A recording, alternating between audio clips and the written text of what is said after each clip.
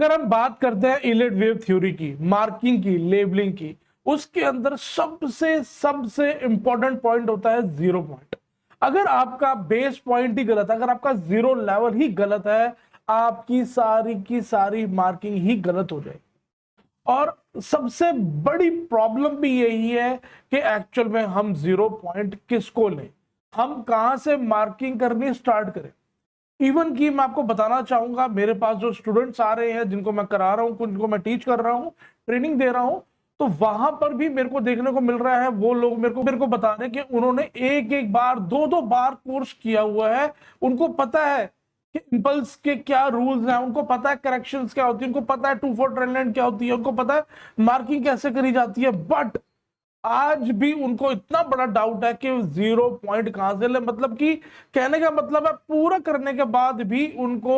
यही प्रॉब्लम है कि जैसे ही वो चार्ट को ओपन करते हैं, जैसे ही वो नॉलेज करने स्टार्ट करते हैं, तो कहीं ना कहीं सबसे बड़ा जो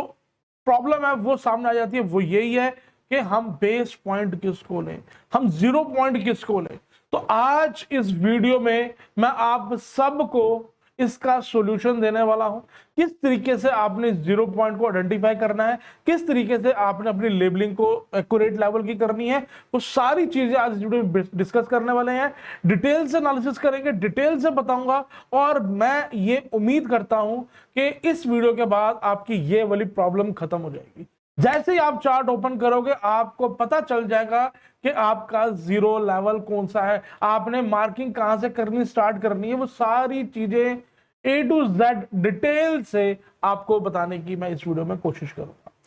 आगे चलने से पहले आपको बता देना चाहता हूं, मेरा कोर्स जो है वो 10 मई से स्टार्ट होने वाला है। बहुत ही जबरदस्त लर्निंग उसके अंदर आपको मैं देने वाला हूं। अगर आप इस टाइप के हिडन चीजें, सीक्रेट चीजें भी सीखना चाहते हैं, तो आप वो कोर्स ज्वाइन कर सकते हैं। इवन कि मेरे पास बहुत ऐसे स्टूडेंट्स हैं, ऑलरेडी उन्होंने ये कोर्स कर रखा है, उनको इसके बारे में नॉलेज है, बट यहां पर आने के बाद उनके एक ऐसे डाउट्स इन डेप्थ जाकर के मैंने क्लियर करने की कोशिश करी है, और वहां से वो अब इस टाइम पे बहुत अच्छे खासा प्रॉफिटेबल ट्रेडर बन चुके हैं। तो उसकी सारी डिटेल जो है वो डिस्क्रिप्शन में मेरा नंबर भी दिया गया है, टीम से बात कर सकते हैं, वेबसाइट का लिंक भी दिया गया है, मेल आईडी भी दी गई है, सारी इंफॉर्मेशन आपको वहां पे मिल जाएगी।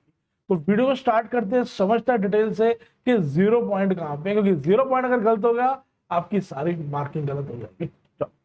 अब इसके अंदर कुछ ऐसे हिडन चीजें देने वाला हूं आपको कि आपको मजा आ जाएगा। मतलब आपको लगेगा यार वाकई अगर आप ये वीडियो देख रहे हो तो इसकी वर्थ है, और वर्थ, जबरदस्त वर्थ मिलेगी आपको इस वीडियो में। जीरो पॉइंट को देखने से पहले, आपको मार्किंग स्टार्ट करने से पहले ये समझना जरूरी है कि आप जो जीरो पॉइंट आइडेंटिफाई कर रहे हो, जो आप मार्किंग करने जा रहे हो, वो किसकी करने जा रहे हो। जब तक आपको यही नहीं पता होगा कि मैं मार्किंग किसकी कर रहा हूं, तब तक आप कभी भी एक्यूरेट लेवल पे नहीं जा पाओगे। देखो, मैंने इससे पहले आपको एक रूल दिया था, rule of neutrality. Rule of neutrality क्या है, गलैन नीली का दिया हुआ है, आप मेरी वीडियो देख सकते हैं, मैं आई लिंक पे बटन दे दूंगा, पहले ये वीडियो देख लीजिएगा, उसके बाद आप वो वाली वीडियो देख लीजिएगा, ताकि आपको वो चीज के बारे में भी क्लियर हो जाए कि रूल ऑफ न्यूट्रलिटी क्या होता है। एक्चुअली अगर मैं यहाँ पे न्यूट्रलिटी की बात करूंगा तो काफी लंबी वीडियो हो जाएगी, तो आप वो वीडियो देख लीजिएगा, वो प्रॉपर इसी चीज को लेकर के बनाई गई है। वहां पर ये एक्चुअल में रूल ऑफ न्यूट्रलिटी में ये बताया गया आपको कि जब आप यहां से जीरो पॉइंट, जो बेस पॉइंट है, लो पॉइंट है, वहां से अगर आप मार्किंग करते हो, तो यहां पर आप देख रहे हैं, यहां पर हमारे को मार्किंग करने में हर्डल हो रहा है। मतलब कहीं ना कहीं मार्किंग हमारी यहाँ पे सही नहीं हो रही, हमारी जीरो टू ट्रेंड लाइन यहाँ पे एक्यूरेट लेवल की नहीं जा रही। तो उसके लिए वहां पे बताया गया रूल ऑफ न्यूट्रलिटी के अकॉर्डिंगली आप अपने आप को शिफ्ट कर लोगे। आपने कसम नहीं खानी, आपने कोई इसको ऐसा नहीं करना कि आपको बिल्कुल लोअर लो ही लेना, क्योंकि इलेट वेव के अकॉर्डिंगली लोअर लो नहीं होता और हायर हाई नहीं होता, वो डिटेल से मैंने वहां बताया हुआ। उसके बाद आप यहाँ पे शिफ्ट करने के बाद अगर आप यहाँ पे मार्किंग करेंगे, तो आप देख रहे हैं किस तरीके से यहाँ पे हमारी ट्रेंड लाइन काम कर रही है, हमारा एक चैनल भी बन रहा है, हमारी एक मार्किंग बन रही है, तो उसके अकॉर्डिंगली हम यहाँ पर अपने आप की लेबलिंग कर सकते हैं। अब बात ये रहती है कि हम इसको लें तो ये क्यों लें। देखो, अगर आप यहाँ पे ले रहे हो, उसकी कोई वजह होनी चाहिए। अगर आपको वजह नहीं है, तो जो रूल ऑफ न्यूट्रलिटी के अकॉर्डिंगली बताया गया, या तो आप उसको मान के कर सकते हो, उसके अंदर ये बताया गया कि आप अपने आप को शिफ्ट कर लो। बट अगर वो एक्चुअली ये बताया भी इसलिए गया है, और वो भी 3rd चैप्टर का ही पार्ट है, तो कहीं ना कहीं वो उनका बताने का जो मेन रीजन था वो यही था कि कहीं ना कहीं अगर आप बेसिक्स में हो, अभी आपने इलिट वेव सीखनी शुरू करी है, आपका बिल्कुल बेसिक पार्ट है, तो वहां पे कहीं ना कहीं आप अपने आप को शिफ्ट कर लो बिना ये सोचे समझे कि यहाँ पे क्या पैटर्न बन रहा है। तो या तो आप इस तरीके से चल सकते हो, कर सकते हो, बट अगर आप एक मैच्योर ट्रेडर बनना चाहते हो, एक प्रोफेशनल ट्रेडर बनना चाहते हो, एक्यूरेसी लेवल के साथ आपने अपनी मार्किंग करना चाहते हो, तो दोस्तों आपको इसके आगे किस स्टेप्स को पता होना चाहिए वो मैं आज बताने वाला हूं, उसके ऊपर आज हम बात कर रहे हैं ना। तो यहां पर हमारे को जो ये शिफ्ट करना है, इसको सोचना आपको पहले ये है कि मैं यहाँ पे शिफ्ट कर रहा हूं तो क्यों कर रहा हूं, उसके पीछे का रीजन क्या है। तो वो रीजन आज हम समझने वाले हैं कि अगर हम यहाँ पे शिफ्ट करेंगे तो उसका क्योंकि क्या क्या रीजन हो सकते हैं कि जिस कंडीशन में मेरे को इसको शिफ्ट करना पड़ रहा है। ठीक है, सेकंड बात मैं आपको ये बताना चाहूंगा कि आपको ये पता होना चाहिए कि आप जो भी मार्किंग करने स्टार्ट कर रहे हैं वो कौन से डिग्री की कर रहे हैं, कौन से लेवल की कर रहे हैं, कौन से फेज की कर रहे हैं। तो जब तक आपको वो बेस पॉइंट नहीं, आपको वो चीज नहीं पता होगी तो आपको बेस पॉइंट नहीं पता लगेगा। जैसे आपको एग्जांपल के तौर पर बताना चाहूं तो आप खुद ही इस चीज का आंसर देने की कोशिश करिए। मैं जब भी आपको एक एक चीज पूछूंगा 2 मिनट वीडियो को आप पॉज कीजिए, वहीं पे आप उसको देखिए कि उसका आंसर आपको आता है कि नहीं आता, उसके बाद प्ले करके दोबारा वीडियो देखिए। अब मैं आपसे ये पूछना चाह रहा हूं कि अगर मैं यहां से ये जो बेस पॉइंट है जो मेरा यहां से ये वाली जो मूव गई है, ठीक है, अगर मैं यहां से ये वाली मूव को आइडेंटिफाई कर रहा हूं, मे बी ये फिफ्थ वेव है, मे बी फिफ्थ वेव की फिफ्थ वेव है, ठीक है, वो एक्सेप्टेड है। ये जो भी वेव जा रही है, जो भी ये मूव जा रही है, इसकी मैं अगर लेवल देखना चाहता हूं तो 0 पॉइंट कौन सा होगा, पॉज करके देखिएगा, इसका 0 लेवल होगा ये वाला, क्योंकि यहां से हम अपनी मूव देख रहे हैं। सिमिलरली अगर मैं बात करूं कि मैं यहां से जो सा भी ये वाला मूव यहां से ये गया है, यहां से गया है, या अगर मैं बात करूं यहां से, क्योंकि यहां करेक्शन खत्म हुई है, यहां से पूरा पूरा एक तरीके से पूरा पूरा मूव गया है, तो इसकी मूव को अगर मैं आइडेंटिफाई करने की कोशिश करूं, मैं इसकी लेबलिंग करने की कोशिश करूं, तो क्या मैं इसका 0 पॉइंट लूंगा,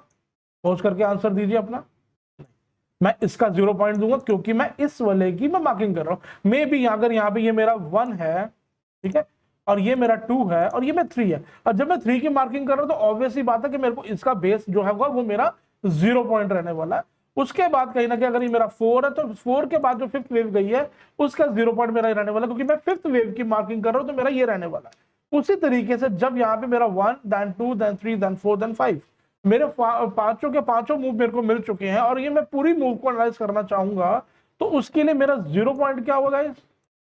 ऑब्वियस सी बात है ये वाला मेरा इसका 0 पॉइंट होगा। तो जब भी मैं एनालिसिस करूंगा, जो भी मैं इसके अंदर फिबोनाची रिट्रेसमेंट लगाऊंगा, या जो भी इसके अंदर मैं कुछ भी एनालिसिस करने की कोशिश करूंगा करेक्शन देखने के लिए, तो मेरा ये 0 पॉइंट यही होने वाला है, और उसी से ही मैं अपनी रिट्रेसमेंट लूंगा। अगर आपका 0 पॉइंट सही नहीं है, आपका लेवल सही नहीं है, आपको पता नहीं आप कौन सी मूव की मार्किंग कर रहे हो, तो आपका फिबोनाची रिट्रेसमेंट भी काम नहीं करेगी। अब मैं 15 मिनट से चार्ट से उठ करके चलता हूँ 1 आवर के चार्ट के ऊपर, तो वहीं पे देखेंगे कि मैंने यहां से ये वाली मूव की तो मैंने देख लिया, अगर मेरे को इससे पहले ये वाली जो मूव है मेरे को इसकी मार्किंग करनी है, तो मेरा 0 पॉइंट कौन सा होने वाला है, क्या मेरा ये 0 पॉइंट ये वाला होने वाला है,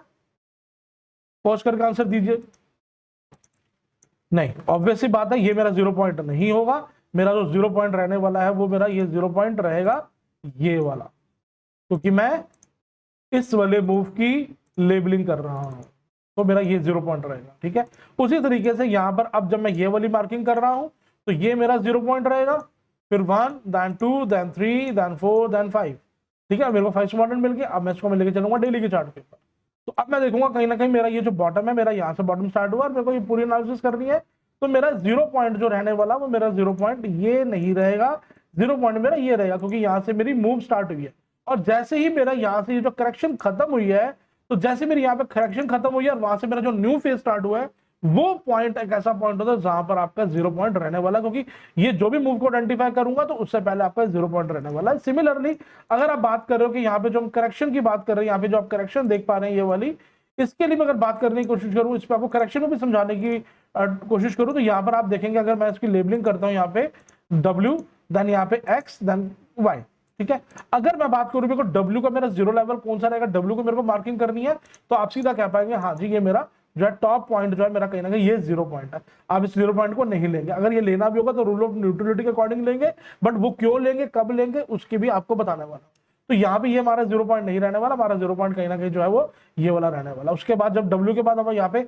X की मार्किंग करेंगे, तो X के लिए हमारा जो है 0 पॉइंट कौन सा रहने वाला है, ऑब्वियस सी बात है कि जो हमारा X जहां से स्टार्ट हुआ है वो हमारा 0 पॉइंट है, क्योंकि यहाँ पर हमारे को एक तरीके से यहाँ पे सबऑर्डिनेट के अंदर A then B then C then D then E, यहाँ पर हमारे को एक ट्रायंगल मिला था जिसकी पहले मैं आपसे बात कर चुका हूं। तो यहाँ पर ये मेरा एक्स वेव है और एक्स वेव के बाद हमारे को यहाँ पे वाई वेव मिली। तो ऑब्वियसली वाई वेव के लिए जो हमारा जो स्टार्टिंग फेज होगा वो कहीं ना कहीं 0 पॉइंट हमारा यहाँ पे रहने वाला है। तो वही चीज है कि आपको एक ये पता होना चाहिए कि एक्चुअल में आपका 0 पॉइंट कौन सा, आप कौन सी लेवल की मार्किंग कर रहे हैं। आप डब्ल्यू को देख रहे हैं तो हमारा एक्स पॉइंट 0 पॉइंट ये रहा, अगर एक्स को देख रहे हैं तो आपका 0 पॉइंट ये रहा। आप इसको 0 पॉइंट नहीं मार्क करेंगे, इसको 0 पॉइंट मार्क नहीं करेंगे, क्योंकि ट्रायंगल का जो है फॉर्मेशन है जहां से वो स्टार्ट हुआ है तो वो हमारा 0 पॉइंट रहने वाला है, वहां से मार्किंग करेंगे और वहां से देखेंगे जो भी एनालिसिस होगी। तो सिमिलरली उसी तरीके से अगर मैं आपसे बात करने की कोशिश करूं, बताने की वो ट्राई करूं, तो यहां से अगर मैं बात कर रहा हूं इस वाले मूव की, कौन सी मूव है उसको छोड़ दीजिए, आप अगर इसको फर्स्ट मानते हैं, आप इसको ए मानते हैं, कुछ भी मानते हैं, तो ऑब्वियसली बात है जो इसका लो पॉइंट होगा वो हमारा 0 पॉइंट होगा।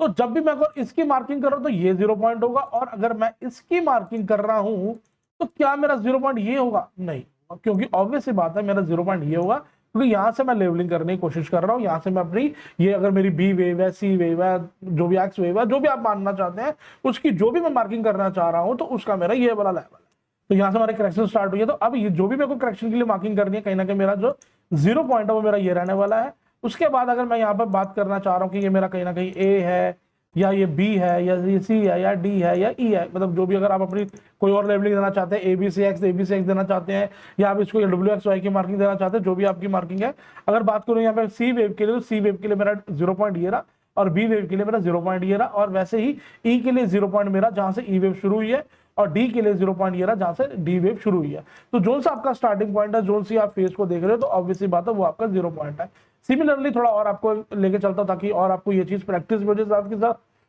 और आपको अच्छे से चीज समझ पे आ जाए। इस मूव को मेरे को देखना तो मेरा 0 पॉइंट ये वाला है, तो मैं इस कंडीशन में मैं यहां से इसको 0 पॉइंट यहां से मार्क नहीं करूंगा। तो मैं अगर इस वेव को मार्क कर रहा हूं तो मेरा 0 पॉइंट ये रहा, और अगर मैं इस वेव को मार्क कर रहा हूं तो मेरा 0 पॉइंट ये रहा, और मैं अगर पूरे की मार्क कर रहा हूं तो मेरा 0 पॉइंट यहां से लेकर के मैं यहां तक की मार्क कर रहा हूं तो मेरा 0 पॉइंट जो है वो गाइस ये रहने वाला है। तो इसी तरीके से मेरे को देखना कि मेरे को कौन सी लेवल की, कौन सी डिग्री की, कौन सी टाइम फ्रेम की मेरे को मार्किंग करनी है, तो मैं उस तरीके से अपना 0 लेवल देखूंगा। अगर मैं इसको लेके चलता हूँ वीकली के ऊपर, और वीकली के ऊपर हम देख रहे हैं कि जहां से कोरोना टाइम आया था, कोरोना के बाद जो हमारे को ये तेजी देखने को मिली है, या ये जो मोमेंटम हमारे को देखने को मिली है, अब इसका 0 पॉइंट आप खुद बता सकते हैं मेरे हिसाब से, तो क्योंकि इतना मैंने आपको गाइड कर ही दिया है। तो उसका 0 पॉइंट जो ऑब्वियस सी बात है, पॉज करके आप आंसर दीजिए, देन उसके बाद देखिए। तो यहाँ पे हमारा ये 0 पॉइंट होने वाला है, क्योंकि यहाँ से हमारा ये मूव शुरू हुआ है। अब जो भी मेरे को एनालिसिस करनी है, जो भी मेरे को यहाँ पे फिबोनाची रिट्रेसमेंट लगानी है, या जो भी लेबलिंग करनी है, जो भी मेरे को इसकी जो इसके इंटरनल मूव्स को आइडेंटिफाई करना है, जो भी लेबलिंग देनी है, तो वो मेरे को कहना है उसका 0 पॉइंट मेरा ये रहने वाला है। अगर मैं बात करूँ इससे पहले की, थोड़ा सा और भी देख लेते हैं, थोड़ा लंबा जरूर होगा बट आपको समझ आना चाहिए गाइस। यहाँ से हमारा शुरू हुआ है तो मैं क्या यहाँ से लूंगा? नहीं, एक्चुअल में हमारी मूव यहाँ से शुरू हुई है, ये 1 2 then 3 4 के 5 के कंडीशन ऊपर गई है, तो हम इसकी 0 मूव पॉइंट यहाँ से लेंगे, सिमिलरली इस तरीके से यहाँ लेंगे, और अगर इससे बड़े टाइम फ्रेम पे जाएंगे तो यहाँ से ये जो मूव आप देख रहे हैं, तो यहाँ पे आप इसका 0 पॉइंट ये रहने वाला है। तो इस तरीके से आपको अपने स्टॉक्स का, अपने आपको इसका इंडेक्स का, अगर आप किसी चीज को एनालिसिस कर रहे हो, अगर आप इसके बाद इसको 15 मिनट के चार्ट के ऊपर भी जाकर देख रहे हो, और आप देखना चाह रहे हो कि मेरी जो मूव है उसका 0 पॉइंट कौन सा है, जैसे मैंने आपको बताया कि यहाँ से हमारी ये जो करेक्शन स्टार्ट हुई है, इसका 0 पॉइंट ये रहने वाला। अगर एग्जांपल के तौर पे यहाँ पे ये जो मेरी करेक्शन है, अगर यहाँ से ये ए है, ये बी है, यहाँ पे ये सी है, यहाँ पे ये डी है, यहाँ पे ये ई है, अगर इस तरीके से, तो मेरे को अगर इस चीज को फेस को अपना मार्क करना है, इसकी लेबलिंग करनी है, तो मेरा ये 0 पॉइंट ये है, और सी के लिए 0 पॉइंट बी का, जहां से जो मूव स्टार्ट हुई है वो एक्चुअली उसका 0 पॉइंट है, इसके अलावा कोई वे नहीं है। अब आपको ये बताना चाहूंगा कि अगर आप रूल ऑफ न्यूट्रलिटी के अकॉर्डिंगली जो अपना आप शिफ्ट करते हो, अपना आपको जब आप उसको मार्किंग के लिए, लेबलिंग के लिए अपना जो 0 लेवल है उसको शिफ्ट करते हो, उसका बेसिकली रीजन क्या है? आप कर तो लेते हो, ठीक है, मैंने उसके ऊपर आपको बताया भी हुआ है कि रूल ऑफ न्यूटन के अकॉर्डिंगली आप अपने आप को शिफ्ट कर सकते हो, बट बेसिकली उसके पीछे का रीजन क्या है वो आपको जानना बहुत जरूरी है। उसके लिए चलता हूं आपको अपनी पीपीटी के ऊपर लेकर के। तो ये आप देख पा रहे हैं, यहाँ पे आपको पीपीटी आ रही है, ठीक है। तो ये पीपीटी में आपको बताया गया है कि जहाँ पर हमारा 0 पॉइंट है वो हमारे कहाँ पे लेना चाहिए, और कौन कौन सा ऐसी कंडीशंस होती है जहां पर हमारे को अपने आप को शिफ्ट करना चाहिए। अगर आप मैच्योर ट्रेडर होकर काम कर रहे हो, प्रोफेशनल ट्रेडर होकर काम कर रहे हो, तो आपको इस चीज का आंसर जानना जरूरी है कि आपको शिफ्ट जब करना है, वो शिफ्ट करना क्यों है, वो शिफ्ट क्यों करें, तो उसके रीजन क्या है। एक्चुअली जब भी मोमेंटम कहीं ना कहीं आता है, जैसे आपको लिखा हुआ है why does this happen, at the end of such patterns that market began to lose of momentum. कहीं ना कहीं कुछ ऐसे पैटर्न्स है जहां पर मार्केट आके अपने पैटर्न्स को लूज ऑफ मोमेंटम करती है, कहीं ना कहीं वहां पे आकर के मोमेंटम जो होता है, जो तेजी होती है, कहीं ना कहीं वो लूज होनी शुरू हो जाती है। उस टाइप में हमारे को कुछ इस टाइप के पैटर्न्स देखने को मिलते हैं। जैसे कि सबसे पहला पैटर्न मिलता है हमारे को यहाँ पे fifth wave failure. Fifth wave failure में क्या होता है, कहीं ना कहीं हमारा जो फिफ्थ वेव एक्चुअल में बनना होता है, बट वो किसी कारण से कोई गुड न्यूज होती है, या कहीं ना कहीं अगर वो नीचे आ रहा है तो वहां पे कोई गुड न्यूज होगी ताकि वो ऊपर की तरफ शिफ्ट कर जाए फेलियर होने के बाद। या पैटर्न ऊपर की तरफ जा रहा है, वहां पे अगर फिफ्थ फेलियर हो जाए तो कहीं ना कहीं इसका मतलब कहीं ना कहीं कोई बैड न्यूज आई है, कहीं ना कहीं कोई ऐसा रिजल्ट गंदे आए हैं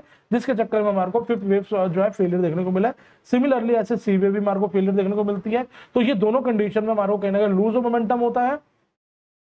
जिसके कारण हमारे को ये फेज देखने को मिलता है। उसके बाद सेकंड गाइस जो पॉइंट है जो यहाँ पे दिया हुआ सी वेव। जब भी आपका सी वेव खत्म होगा तो वहां पर हमारा जो है एक नया जो मोमेंटम शुरू हो जाएगा, या सी वेव जब फेलियर होगा वहां पर भी आपको इस टाइप के पैटर्न्स देखने को मिलेंगे और आपको इस टाइप से आपको अपने आप को शिफ्ट करने को मिलेगा। तो ये एक मेन रीजन रहता है कहीं ना कहीं, जब आपको फिफ्थ फेलियर हो या सी फेलियर हो तो कहीं ना कहीं आप उसको मोमेंटम को अपने जो आपका जो 0 पॉइंट आप उसको शिफ्ट कर सकते हो रूल ऑफ न्यूट्रलिटी के अकॉर्डिंगली। ठीक है, मोस्ट इंपॉर्टेंट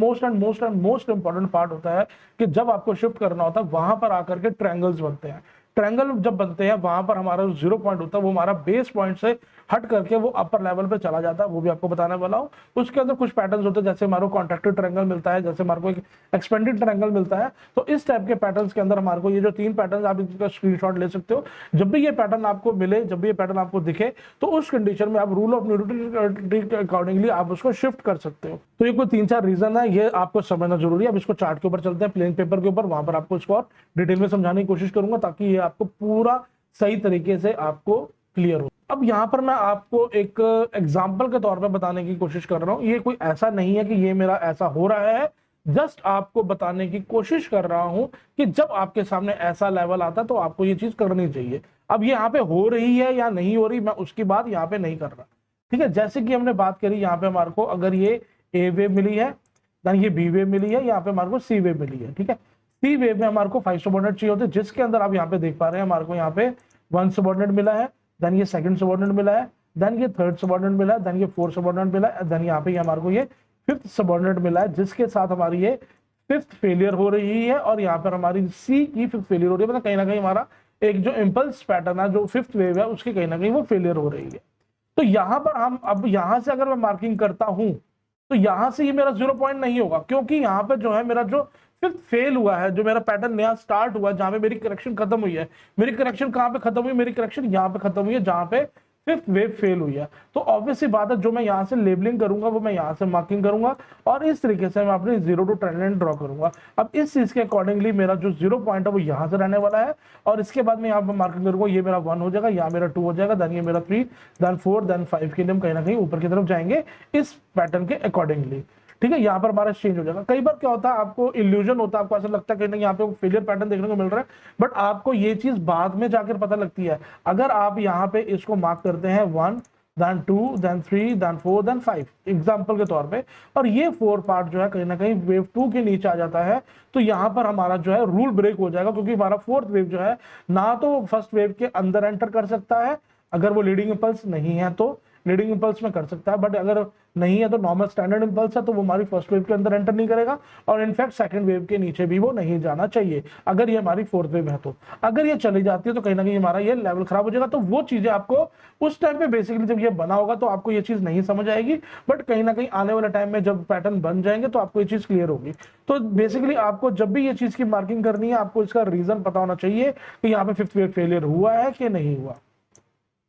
अब मैं आपको एक सी वेव का फेलियर का भी एग्जांपल देता हूं। जैसे कि हमारे को यहाँ पे कोई भी हमारे को एक मूव जाती हुई मिली है, यहाँ पे फर्स्ट वेव है, थर्ड वेव है या फिफ्थ वेव है या पूरी इंपल्स कुछ भी है। ठीक है, उसके बाद हमारे को यहाँ पे ए वेव मिली, देन उसको बी वेव मिली, देन अगेन हमारे को यहाँ पे सी वेव फेलियर मिली। अब फेलियर के अंदर हम क्या करेंगे, यहाँ पर कहीं ना कहीं हमारे जो सी वेव फेलियर हुई है, तो अब यहाँ से हमारा जो 0 पॉइंट होगा, जो यहाँ से अगली मार्केट स्टार्ट हुई है यहाँ से सी वेव फेलियर होने के बाद, तो इस केस में मेरा ये 0 पॉइंट ये नहीं रहेगा। मैं यहाँ से मार्किंग करूंगा तो मेरी मार्किंग गलत हो जाएगी, क्योंकि मेरा 0 पॉइंट ये नहीं है, क्योंकि यहाँ पे जो लोअर लो है ये हमारा लोअर लो नहीं होता एज अ इलियट वेव में जो मिस्टर ग्लैनिले ने हमारे को समझाया है। तो उस केस के अंदर हम अपने आप को शिफ्ट कर लेंगे। तो शिफ्ट कर लेंगे वो तो चलो ठीक है, बट शिफ्ट करने का रीजन क्या होगा? तो रीजन यहाँ पे आपको शिफ्ट करने का ये मिलेगा क्योंकि यहाँ पे हमारे को कहीं ना कहीं सी वेव फेलियर देखने को मिली है। तो इस टाइप की फॉर्मेशन के अंदर हमारे को जो है अपने आप को शिफ्ट कर लेना चाहिए, but as a mature trader, as a professional trader आपको उसका रीजन पता होना चाहिए, जो मैं उस चीज की बताने की कोशिश कर रहा हूँ। अब ज्यादातर जो मोस्ट इंपॉर्टेंट पार्ट होते हैं,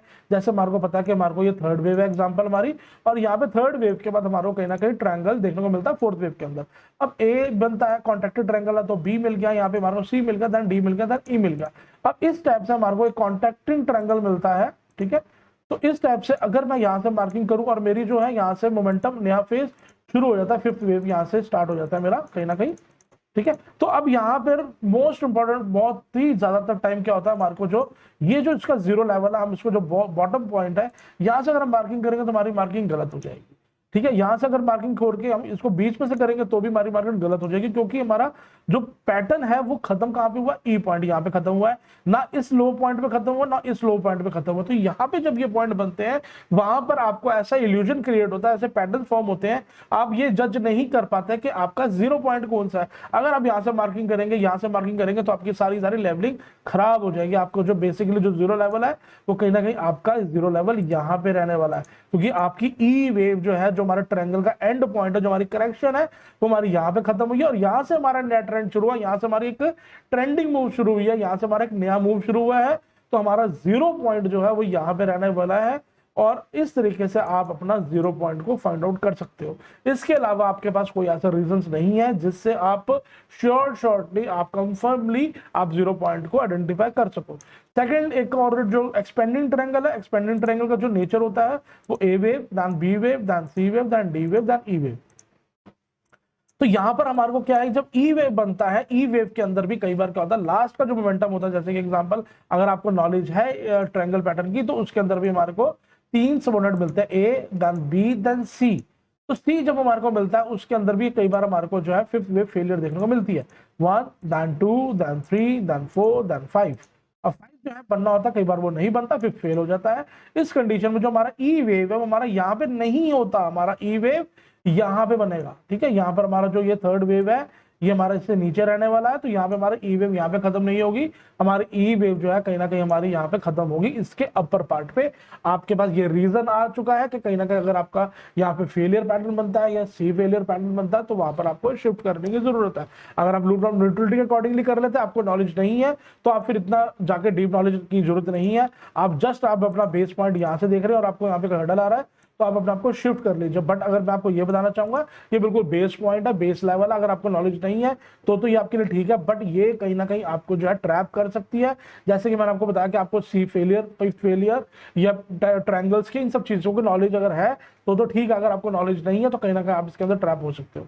तो गाइस ये कुछ ऐसी चीजें हैं जो मैंने आपके साथ, सीक्रेट चीजें मैं आपके साथ शेयर करी है कि आपको कैसे जीरो लेवल को आइडेंटिफाई करना है, क्योंकि अक्सर ट्रेडर यहाँ पर आके प्रॉब्लम फेस करता है, उसको नहीं पता हो पाता कि एक्चुअल मेरा जीरो पॉइंट क्या है। अब जैसे यहाँ पे मार्केट शुरू हुई, क्या मैं इसको जीरो पॉइंट लूँ या मैं इसको जीरो पॉइंट लूँ, तो उस तरीके से मैं आपको बताने दिया मैंने सारी चीजें डिटेल से कि किस तरीके से हमारे को यहाँ पे इसको मैनेज करके चलना। उम्मीद करता हूँ गाइस आपको बहुत अच्छे से समझ आया। फिर भी कोई डाउट रह गया हो, कोई प्रॉब्लम रह गई, कोई इश्यू हो, आप मेरे कमेंट बॉक्स में मेरे से पूछ सकते हैं। और मिलते हैं नेक्स्ट वीडियो में, तब तक के लिए टेक केयर, बाय बाय। पसंद आया गाइस लाइक करना मत भूलना। उम्मीद करता हूँ जिस तरीके का मैं आपको कंटेंट दिया है आप वीडियो को लाइक कर चुके होंगे।